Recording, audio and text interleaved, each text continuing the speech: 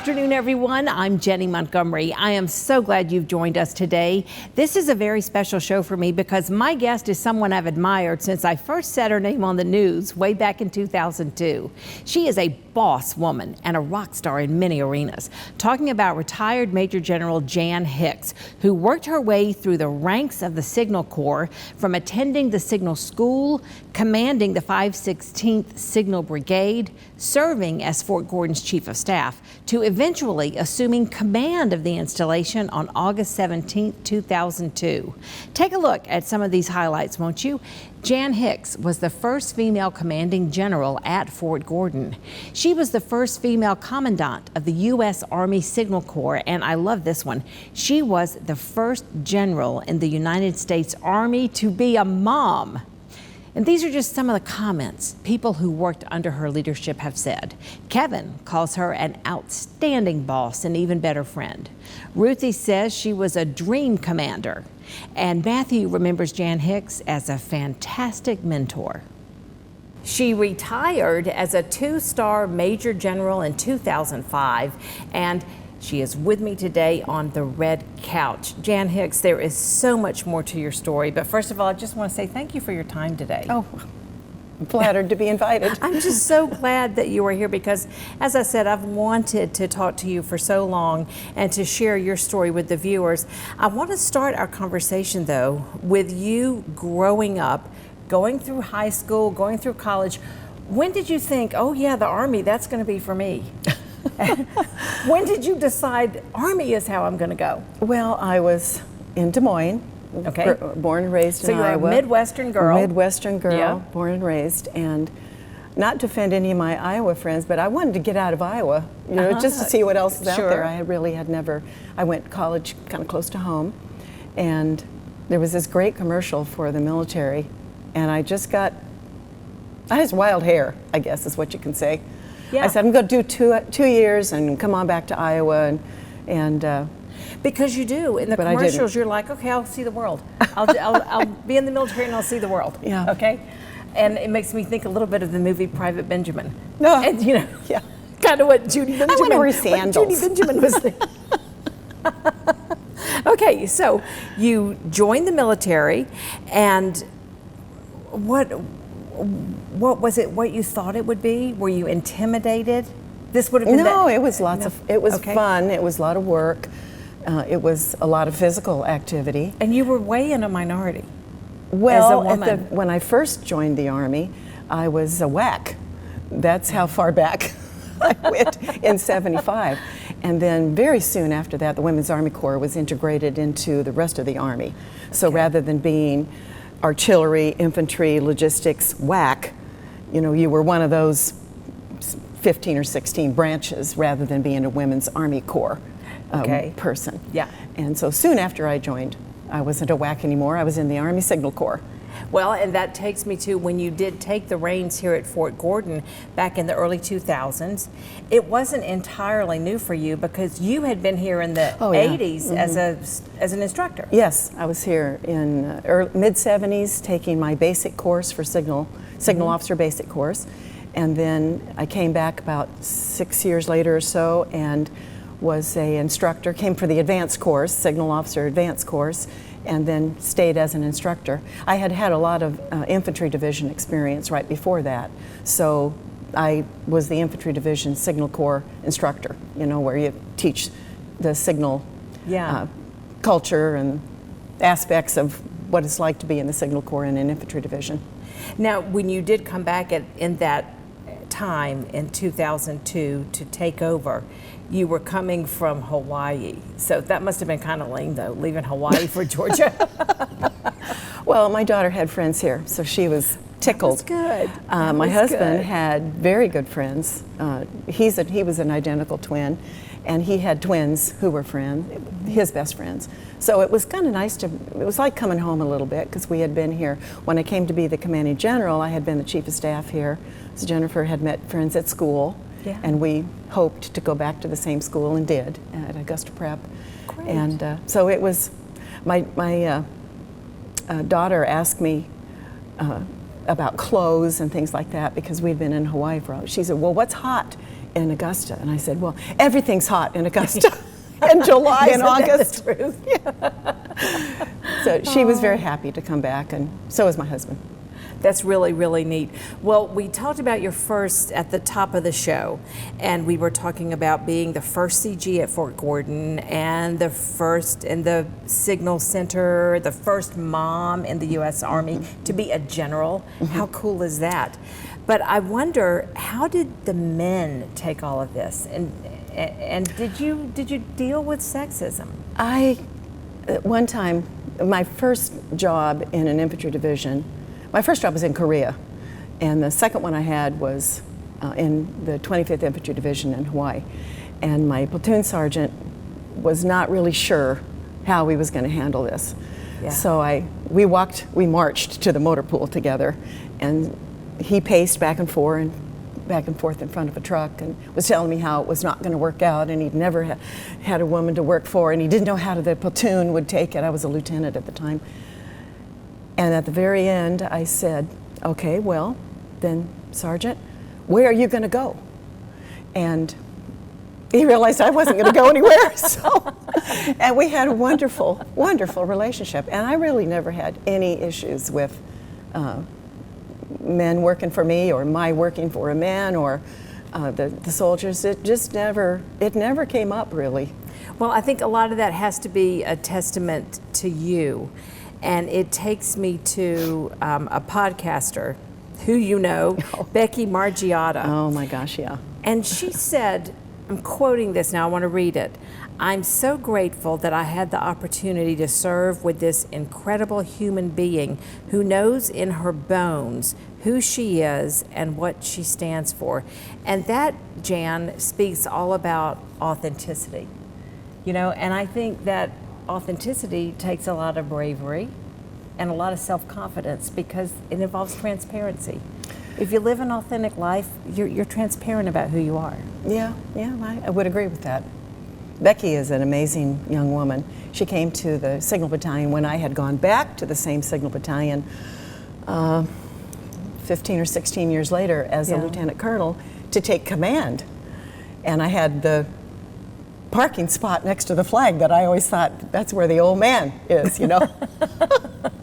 So it was my parking spot now. But anyway, Becky rolls in as one of the You first. were the old man? Yeah, I was the old man. Becky rolled in from West Point, one of the first early years, if not the first years of the graduation of women from West Point. And she told me that she was just so happy to see a woman in charge, because it had been rough, right? And one can understand that. It takes me to something else. In January of 2013, the ban was lifted about women fighting in combat. And you spoke to WJBF at the time, and you told us then that women have been in harm's way for a long time. Oh, yes. And if you do what's required of you, you should get the credit. You should be able to do it. Yeah.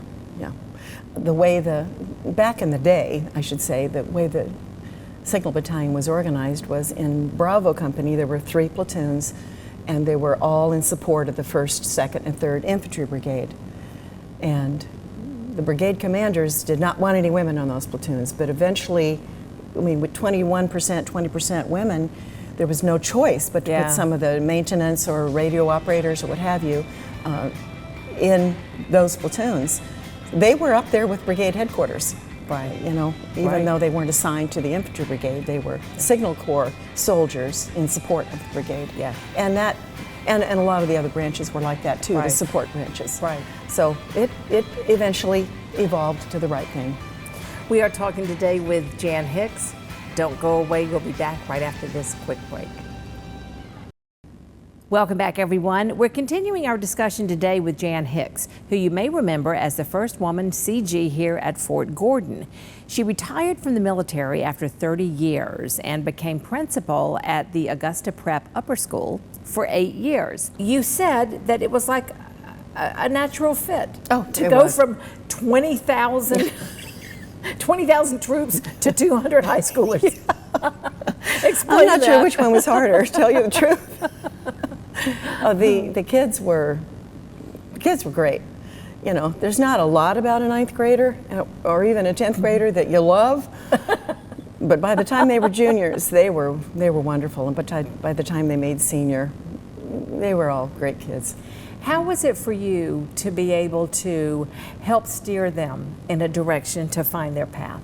Did you like that? Is that I part of enjoyed what it. Yeah, I enjoyed it a lot. And we had a lot of wonderful teachers who were mentors for their own students that were in that specialty, in the high maths or in the arts. And we had a college counselor. We had a lot of advisors for the kids, but lots of the kids called me Mama Hicks. Those were most of my daughter's friends. Oh, and yes. I had a with my daughter going to school there for my first 4 years there of the 8 years. Oh, she was there. She was, yeah. She was worried about that because she became a 9th grader when I became the principal. And that was, she wondered about that. So you were her principal through the high school years. I was her principal and mobile ATM, yes. Absolutely. You were the mobile ATM. You said that it took about 10 minutes to get used to being a high school principal. It was piece of cake. It really was easy, and it was fun. And I got to wear, like in Private Benjamin, I got to wear my sandals. Yeah, that's so good. That's so good. I got to wear my Birkenstocks. They're calling you Mama Hicks. My daughter's friends for years have called me Mama Jen. Oh, neat. So so I get that. Yeah, but that is pretty funny, Mama Hicks. You talk about trying to create an environment, and this was at Augusta Prep, in which everybody can do his or her thing. Well, they got to learn it sometime. You know, they've got to make decisions on their own, and sometimes they made good ones and sometimes they made poor ones, but they learned from making the decision and living with the outcome, you might say. But the way I described it for our kids is that we always had a soft landing, or 99% of the time, the kids had a soft landing at Augusta Prep, you know, to where they could cope with and recover from any mistakes they might have made. Yep. You did have a real tragedy while you were there, and that was you lost your husband. Yes. And I read his obituary, and one of the things that I thought was just so great and so telling was that when your daughter was born, he took off the tool belt and he became Mr. Mom. He was Mr. Mom, yeah. How did that help you, having that kind of family support in your career? No way I could have had an Army career if Ron hadn't been willing to give up what he was doing to be Mr. Mom. And he was a wonderful Mr. Mom. I've got a great daughter. And Ron was largely responsible for that. I take a little credit myself, but you know, when you are really that amount of quality time with an infant, she was one when I took command in the Signal Battalion in Hawaii, and lots of field time and huge responsibilities, and 24/7 is the Army, really is no days off kind of thing. Although there are days you're not working, it's always a responsibility no matter when it is, day or night. And what about so much travel? I mean, you were traveling around the world. Yeah, I was. Later in my career, I did do a good bit of traveling as a brigade commander. I had battalions in Okinawa and Alaska and mainland Japan. And so I did a lot of traveling through there, but Ron was a great Mr. Mom. I have such fabulous pictures of her with him heading to the beach with a diaper bag on one shoulder and a beach bag on the other. And I love it. He was a wonderful guy. We say the same thing about my husband. Mine, I had 3, and it was 3 under 3. And I was the weekend anchor and reporter for a couple of years while they were babies. And so for those Saturday and Sundays, my husband, he just had all the baby duty. And my mother used to just marvel at how good he was with the babies. And we, of course, called him Mr. Mom. You know, nobody says anything when it's the mom who has the kids by herself. But when it's the dad, we got to give it a label. You've got to give it a label. But the one thing that he has said now that all our kids are approaching 30 is that he wouldn't take anything for that time. And just the bonds that got nurtured then, and just the close relationship, just like Jennifer and your husband. Yep. A real closeness They were good buddies. It's fantastic. That's great. Well, we're going to continue talking with Jan Hicks in just a moment. We're going to find out what she's doing today. Stick around. We've been visiting today with Jan Hicks, who's a retired Major General, 2 stars. You may remember her as the first woman CG here at Fort Gordon. She retired from the military in 2005 and then was principal at the Augusta Prep Upper School for 8 years. Today, she is enjoying a very different pace, actively participating in the arts in Augusta. She's been involved in veterans projects. You like to garden. Oh, yes. And you love your grandbaby and have another one on the way. Yeah, the end of this month, as a matter of fact. Yep. The Veterans Project was a big deal. It was in your work. huge to me. I started about '08 and went to right when I retired. I even did a little videotaping for other interviewers. We started running out of World War II veterans in 13, 14, right around in there. So it was one of the coolest things and most meaningful things I've ever done. That's really, it Interviewed is them meaningful. to There's get their so much oral meaning in histories. that. And then to have those as a keepsake for the family. Yes. That's fabulous, Yeah. fabulous. What do you like about gardening? Do you grow vegetables, flowers, or just anything? We have a garden. When I say we, I am in a Golden Girls arrangement with I love it. 2 other women. Okay. We started out with 5 of us, and one moved to old friends, maybe 10 years worth of friendship for 2 or 3 of them, and then Vivian and I have been friends since '81. Yeah. But anyway, one moved to Tucson. We sadly lost one during the COVID. So now there are 3 of us, and we keep a garden that we cook for supper.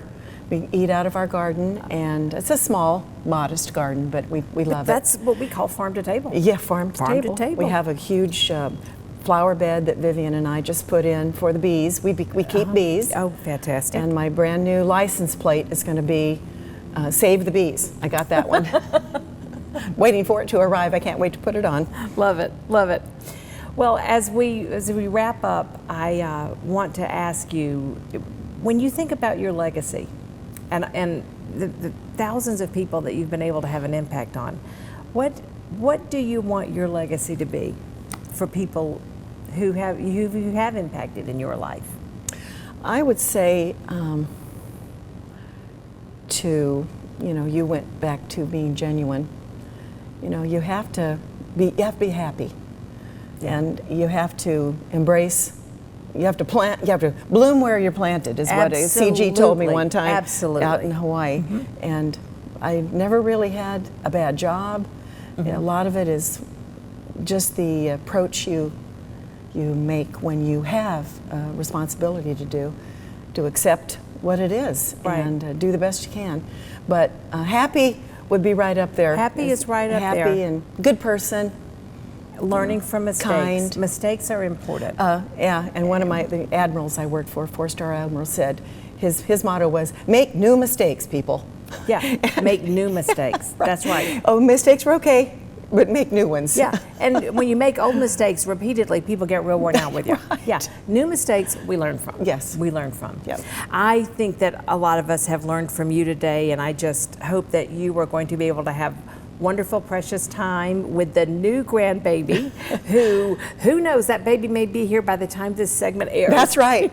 You're just getting to that point now where you're on call. Yeah, that's right. I am. I've got my bag packed. The last time we had the bag packed, Jennifer called and said, "How does August 30th sound or 31st sound as a birthday?" And I said, "Today is August 31st." Oh dear. And she said, "Yeah, you know what I'm talking about." And I drove all the way to Atlanta, thankfully with enough gas. I had no purse. I didn't have a nickel, a credit card, my license. So I'm gonna be covered. I'm gonna be covered on that one. That's great, Jan. I love that.